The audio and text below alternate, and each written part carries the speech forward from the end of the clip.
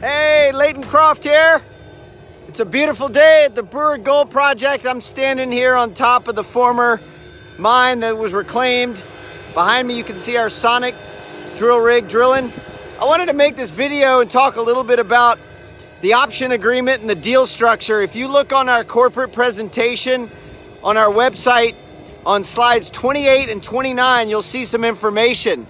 And here's some important things to understand. Pancon Resources has an exclusive option to explore Brewer until the end of October 2023. So effectively, we are the 100% controller of that option and thus this project. We also, with that option agreement, have the exclusive right to buy the Brewer property. Most option agreements will have a sale price built into them.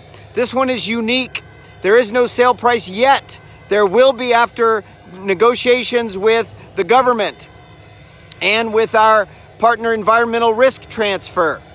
Most deals like this, the sale price would be a function of the asset value. That's not the case here.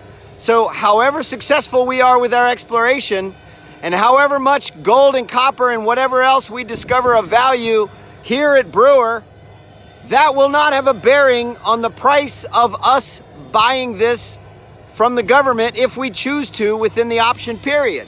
And that's really unique, and it's a really good thing.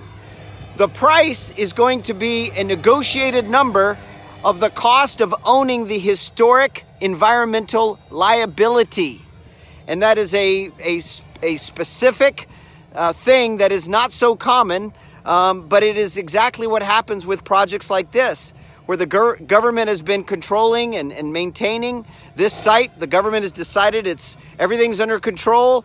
There's no imminent risk, environmentally or socially or otherwise. And the government doesn't want this asset on its books anymore.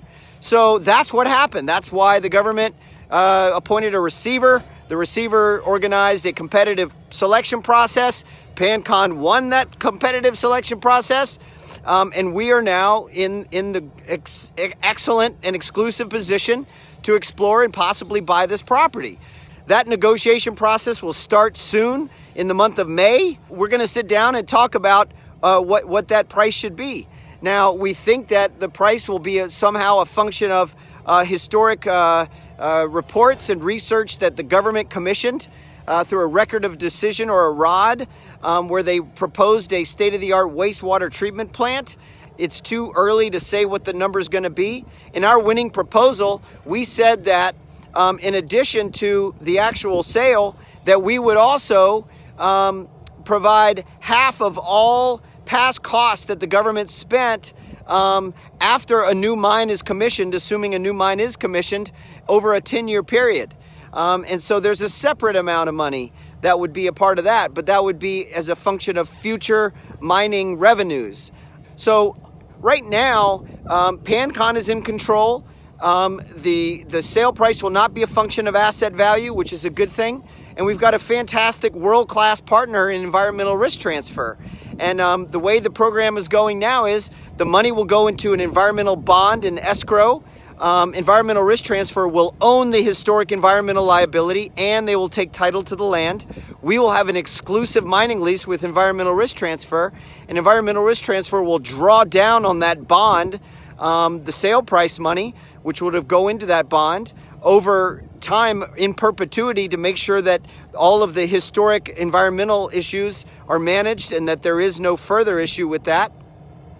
And they will get a monthly management fee and they will get a commercially reasonable royalty. So this information is detailed in slides 28 and 29 of our corporate presentation, talking about all of those things I just mentioned. But I just wanted to put a little more flesh on the bones and talk about this topic. That's all for now.